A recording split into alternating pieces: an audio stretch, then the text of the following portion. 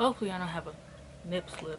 Anyways, hi guys, my name is Mayana and today I'm going to be doing my monthly haul. It is my July haul, but these are all the books that I acquired in July.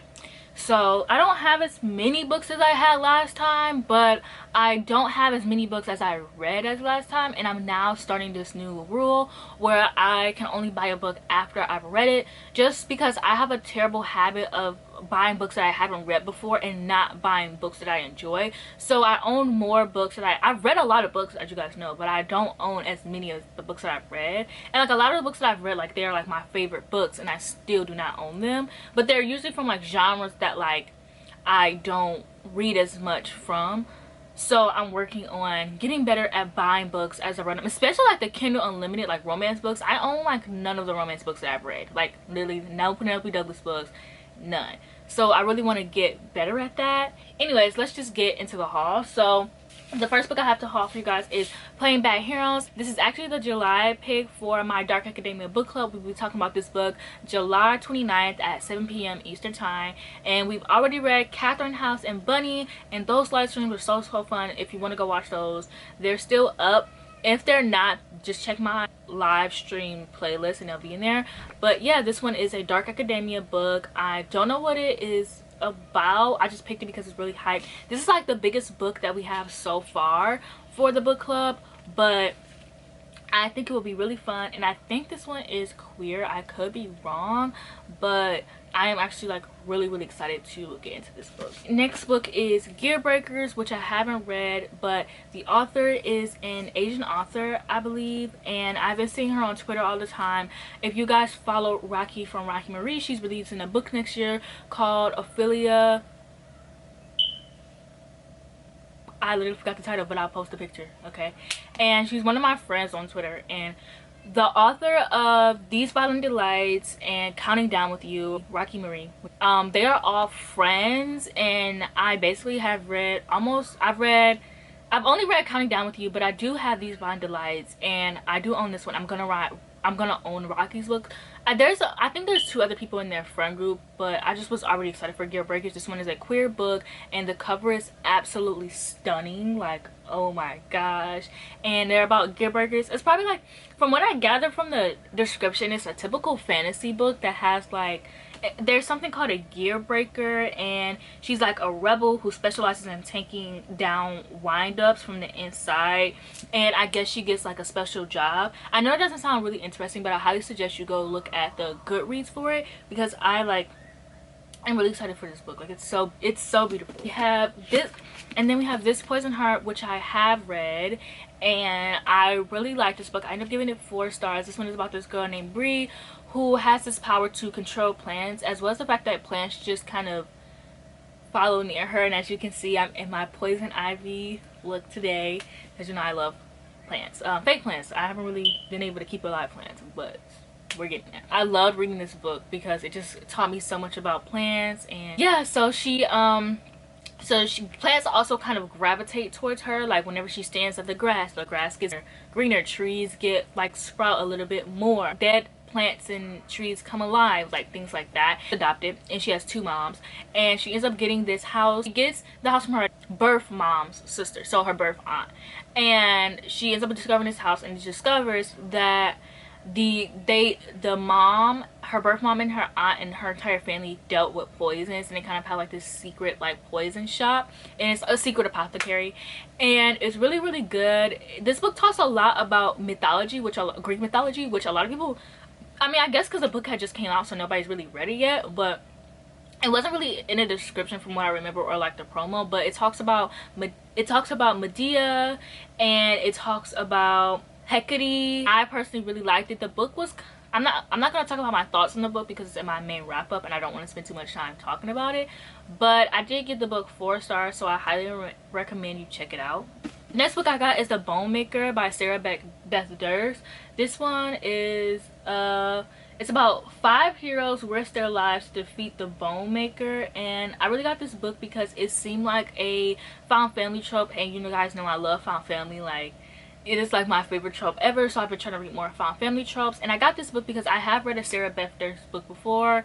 It was called Drink Slay Love, and it was like a vampire paranormal book.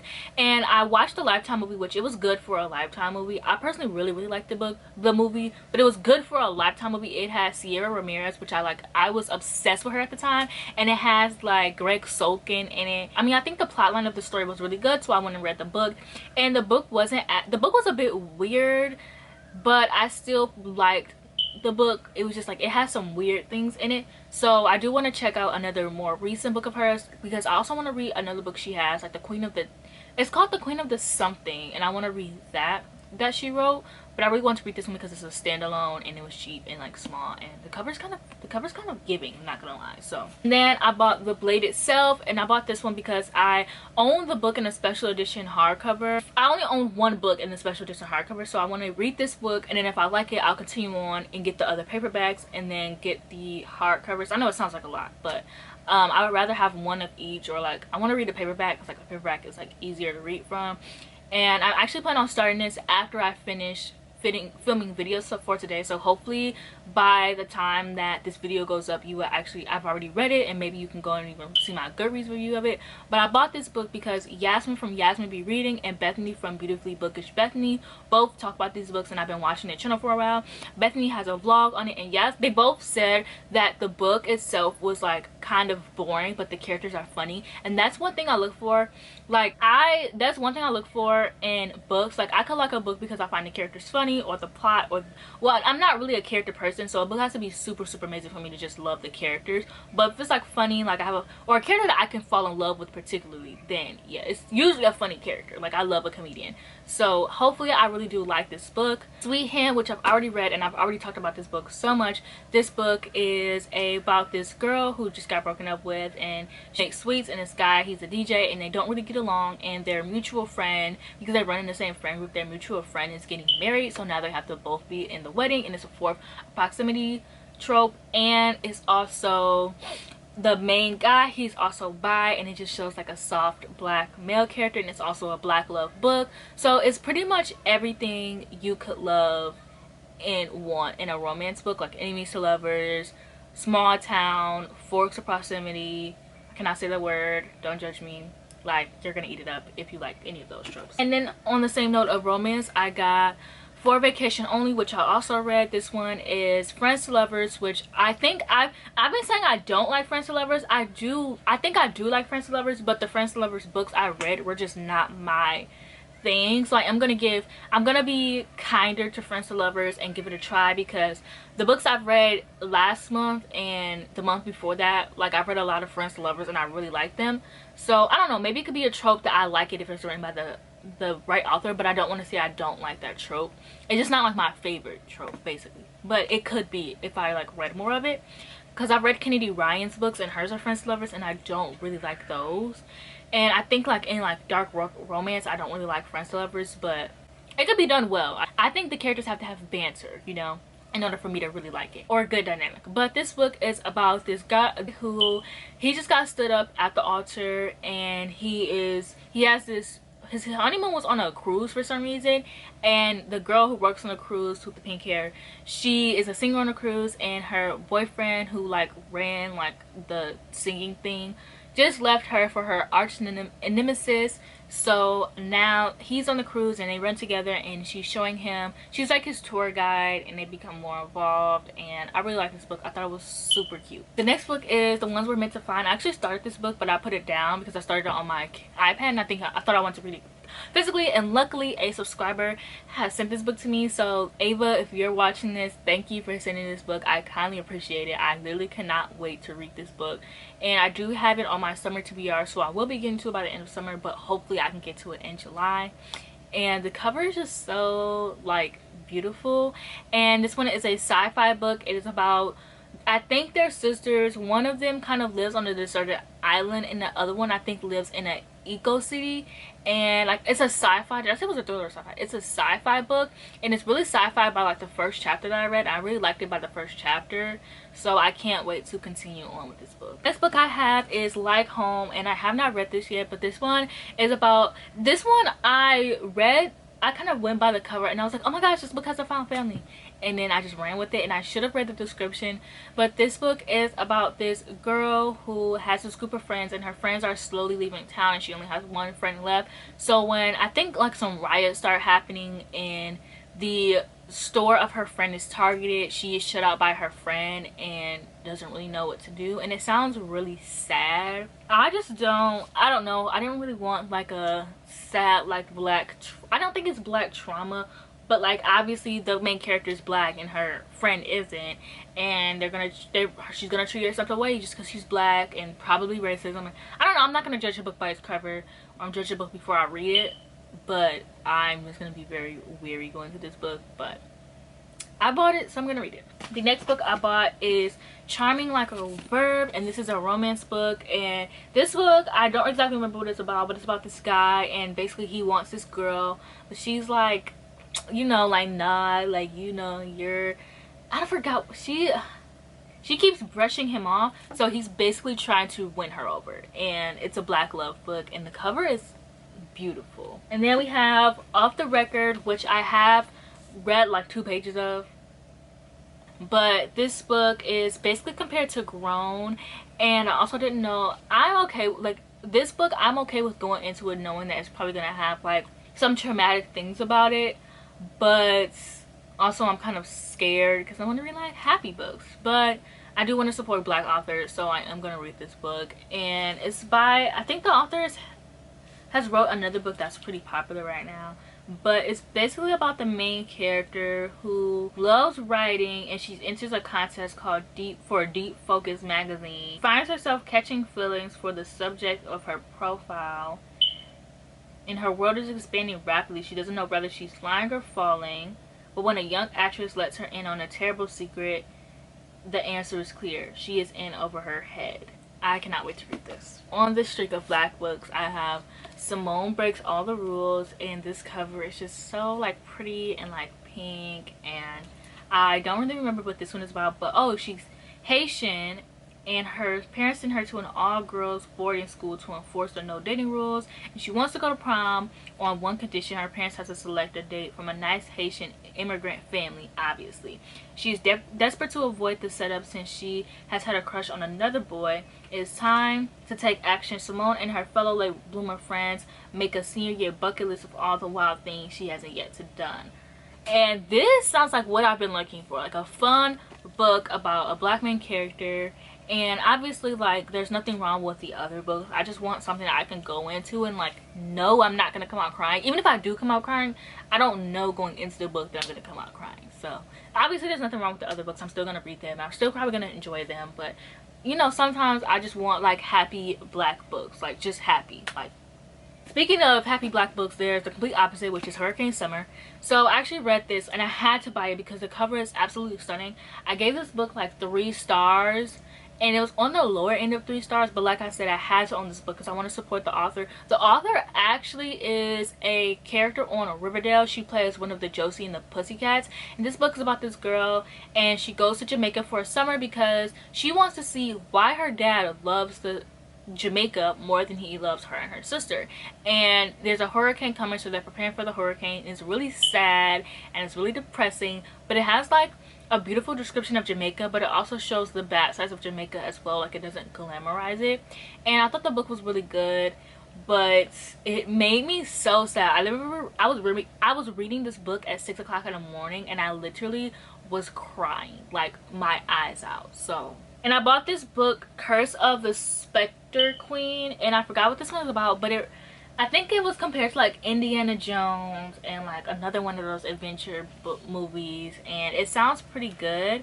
Her name is Samantha. I hate when they name main characters like boring names like Samantha. Like, why can't you give her, like, I don't know. I hate when I read a book and the main character's name is like Samantha, or like Jessica, or like, you know, like, it's a book. Make a creative name. But I also get that everyone doesn't write books. Like, everyone just wants to write their stories. They don't really care about what their characters' name are. Whereas for me, my characters are like my children. They have to have like a really special name. Like, literally, I have a list of names that I've been collecting since I was like in high school for characters.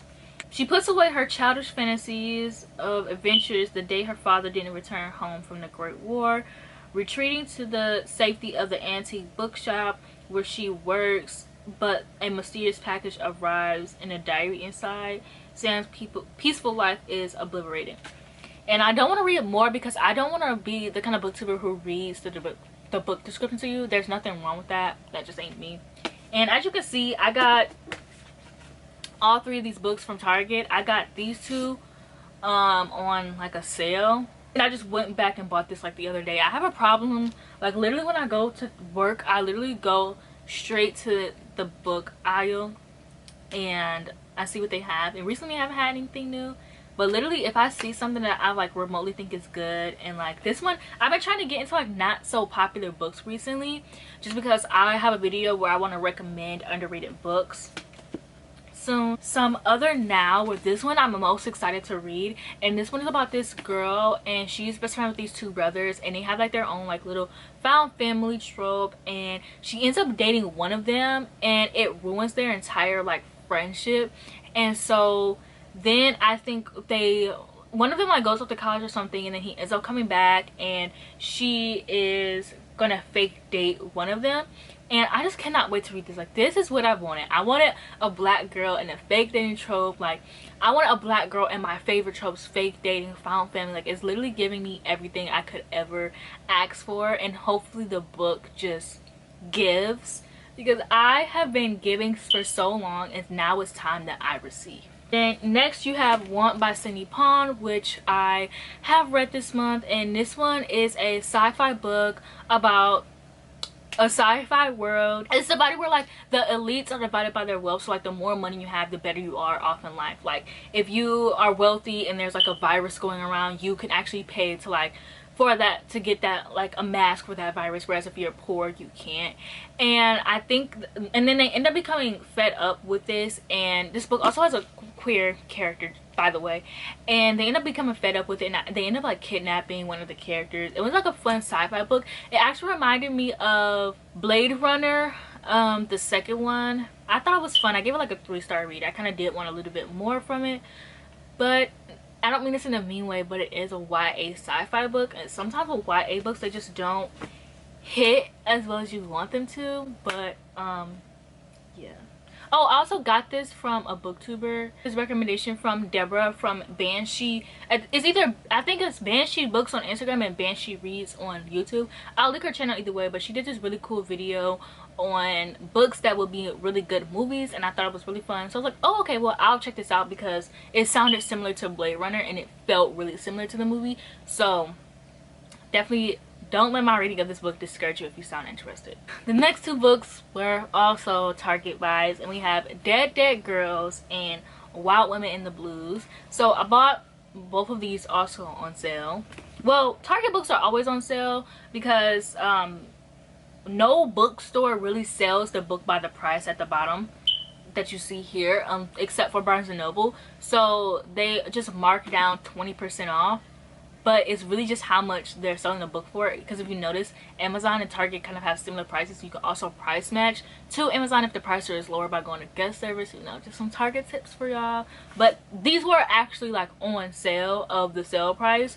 So yeah, so I got Dead Dead Girls, which this one is a thriller, and I want to do a video where I talk about black thrillers eventually, so I'm trying to read as much as I can. And then this one, I just bought this one because like I said, I want to support more black authors, and I'm in love with these covers. Like, come on now, can you blame me? And then we have Son of the Storm, which I have read, and this one is about this guy who basically, he's special, but instead of being treated like he's special, they treat him like trash. And he went his whole life thinking that these characters called the Yellow Skins were terrible, until a yellow skin gets into their area and some crazy things happen, and he learns that like his world isn't what he thought it was, and his life is just turned upside down, and he has to go on the run for something from his own people. And I thought this book was okay. I gave it like 3 stars, but I am excited to read the sequel, and I like absolutely love this cover. Y'all, the next book I have is my favorite book of the year so far, The Maidens. This part is kind of bent, but that's okay. The cover is absolutely beautiful. I did get the book of the month edition, but I didn't realize that the cover was like so detailed. Like, look at that. Look at how detailed that is. It's so beautiful. And this book is a dark academia book, as you all know. I cannot wait to put this book on my bookshelf.